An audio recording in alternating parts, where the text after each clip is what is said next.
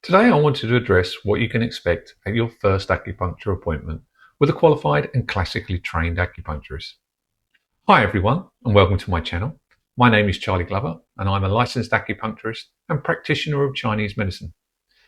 Many of my first-time patients will arrive a little nervous and apprehensive about the whole process, so this is my attempt to alleviate those concerns and share with you what you can expect from a visit to a qualified acupuncturist.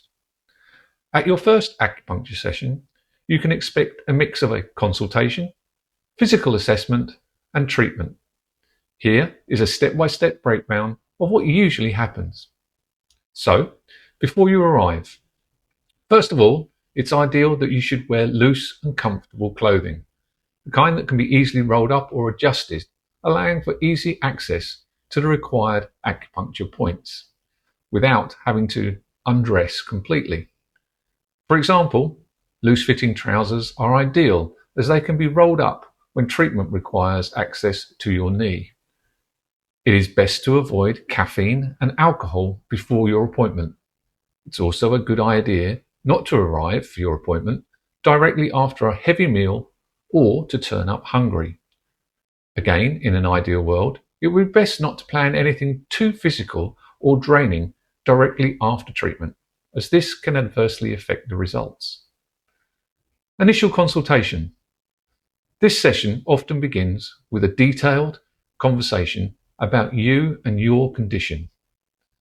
Legally and professionally, we're obliged to take down your personal details. Your main reason for coming will be discussed at length. Is it headache, pain, stress management, menopausal symptoms, insomnia, digestive issues, allergies, etc.? All will be discussed. A medical history is taken. What surgeries have you had? What chronic conditions do you suffer from? Look at your lifestyle, diet, sleep, stress levels, and your emotional state. Your menstrual cycle will be discussed if relevant, and medications and supplements that you'll be taking. Then you can expect your pulses to be taken on both wrists, and you'll be asked if you can look at your tongue. Both of these are diagnostic tools in traditional Chinese medicine. Number 2, you'll have a physical assessment. The practitioner may press or palpate areas of tension and pain. Treatment will typically take place on a treatment couch, such as you can see behind me. You will either be asked to sit or lie face down or face up or on your side, depending on the area of treatment required. Now we come to needle insertion. Very thin, single-use sterile needles are inserted at specific acupuncture points. The acupuncture needles that I use are typically 0.2 millimeters in diameter. That's slightly thicker than a human hair, but 10 times thinner than a syringe needle, typically used for a vaccination or a booster jab. Here is one of those single-use sterile needles. On opening, you can see that we have a needle which is a stainless steel shaft, which is flexible with a copper handle. And you can see for yourself how thin they are. The needle comes with this plastic guide tube, which I can show you how this simple device assists with the painless needle insertion. The guide tube is pressed onto the skin in the area which is desired, which means that the nerves in that area are already stimulated, making the needle insertion much less noticeable. In fact, the vast majority of patients, in the vast majority of cases, do not feel the actual needle insertion. Once the needle is through the skin, it's gently inserted to a depth where a sensation called the qi is experienced.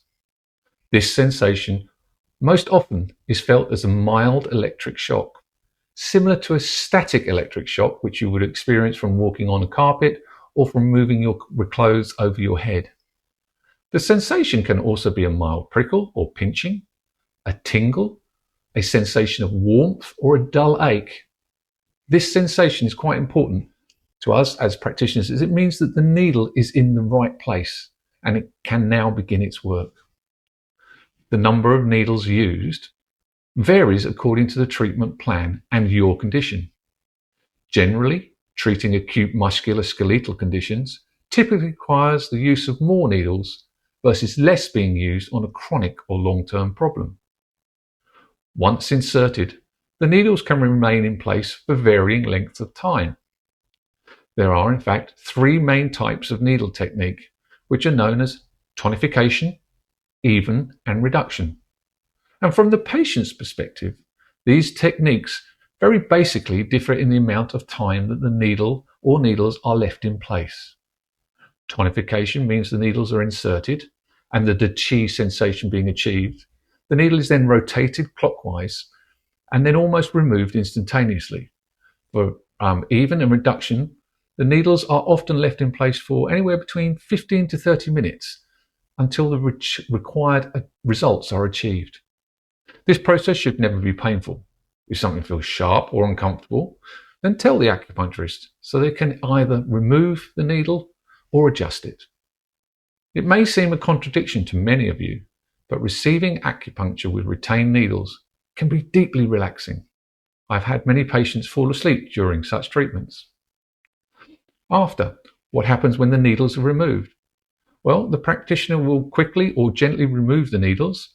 They may offer additional treatments like cupping, gua sha, or moxibustion, but only if appropriate and you agree.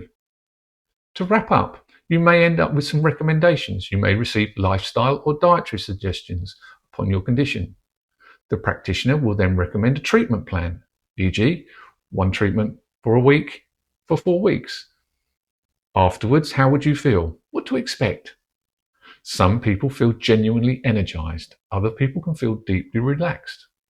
A mild sensation of soreness or slight bruising at the needle sites is possible, but from my experience is not common at all. Your symptoms may improve immediately or take several sessions to change noticeably. This is dependent on your condition and diagnosis, but a suitable treatment plan is always discussed. Thanks for watching. If you found this video useful, please like with a thumbs up, leave a comment, share and subscribe, all of which are free of charge, but will help with the algorithms in getting this information to a wider audience. In the coming weeks, more videos will follow with advice on dealing with common conditions through acupuncture and the self-use of acupressure points for such things as headache, fatigue, anxiety, just to name a few. With many thanks, and I hope to see you on the next video.